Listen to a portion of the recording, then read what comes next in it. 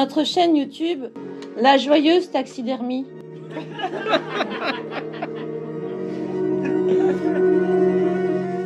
En effet, quelle meilleure activité pour s'amuser, apprendre et rire en famille que la taxidermie? Aucune, évidemment.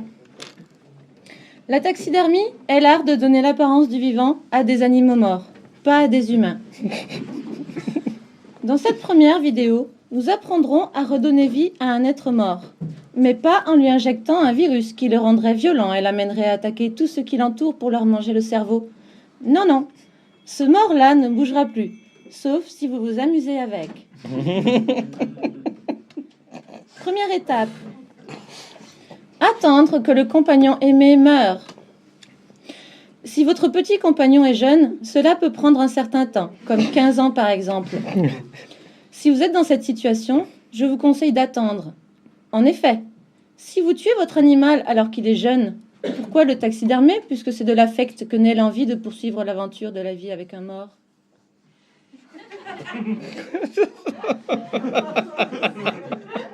C'est vrai. Ah non, mais oui. Deuxième étape, le dépouillage. Ça y est, votre animal est mort. Pas le temps de pleurer, mettons-nous au travail. Le dépouillage consiste à enlever la peau de l'être aimé.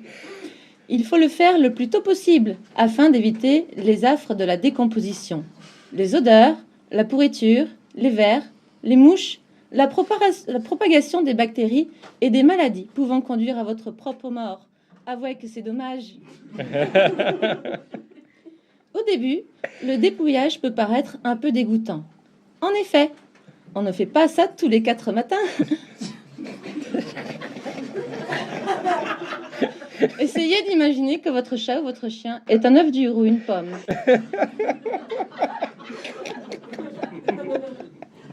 Attention, la peau d'un animal n'est pas aisée à enlever. Vous devrez faire des incisions sous le ventre et à l'intérieur des pattes. Soyez délicat, car un animal mort ne se trouve pas sous la cuisse de Jupiter. Au début, j'ai déjà dit, toutes les parties de la peau doivent être gardées, y compris celles de derrière les phalanges des doigts, de l'intérieur des babines, des paupières et des organes génitaux, sauf si vous souhaitez transformer votre animal en pervers exhibitionniste. Vous pouvez jeter tout ce qu'il reste, sauf peut-être le crâne, qui peut être compliqué à faire pour les néophytes. La peau est enfin enlevée. Quelle nouvelle aventure exaltante nous attend-elle maintenant?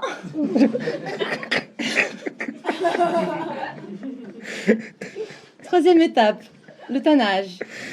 Le tannage permet d'assouplir la peau en vue du montage et de la protéger. Vous ne pouvez vraiment pas passer à côté du tannage. Tenez, moi par exemple, je n'ai pas tanné mon premier animal et la peau est devenue trop petite. J'ai dû me procurer un nouvel animal de la même apparence que le précédent, attendre 15 ans qu'il meure, pour le mettre sur le squelette que j'avais construit. Le problème est que je suis obligée d'avoir toujours le même animal, car je sais que la peau n'est pas celle du squelette. Ce n'est finalement jamais le bon animal avec la bonne peau. Je vis ma vie en décalé depuis ce jour et ce n'est pas évident. Je fais des œufs au plat avec des lentilles, je mets des t-shirts en hiver et je confonds mon utérus et mon anus. Le tannage est vraiment important.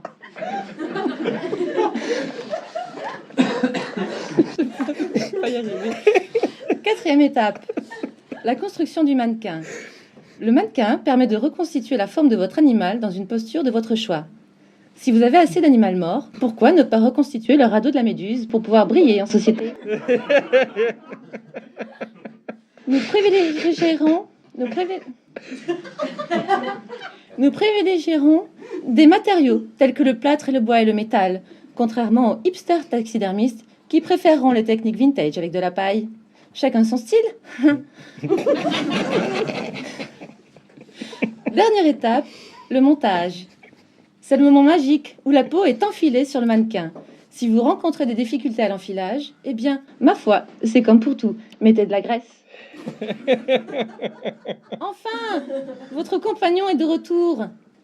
Si la taxidermie est réussie, vous pourriez croire qu'il est réellement vivant et ainsi le faire sortir de chez vous, le promener en laisse. Ce que je vous déconseille car l'animal ne sera pas en capacité de lever ses pattes et vous risquez de l'abîmer, de gâcher plusieurs jours de travail et de retuer votre animal, ce qui est vraiment très triste. Voilà, j'ai terminé. Je vous dis à très bientôt pour ma prochaine vidéo tuto. Même si, en effet, je vous ai déjà tout dit, alors il n'en aura peut-être pas d'autres. Au revoir.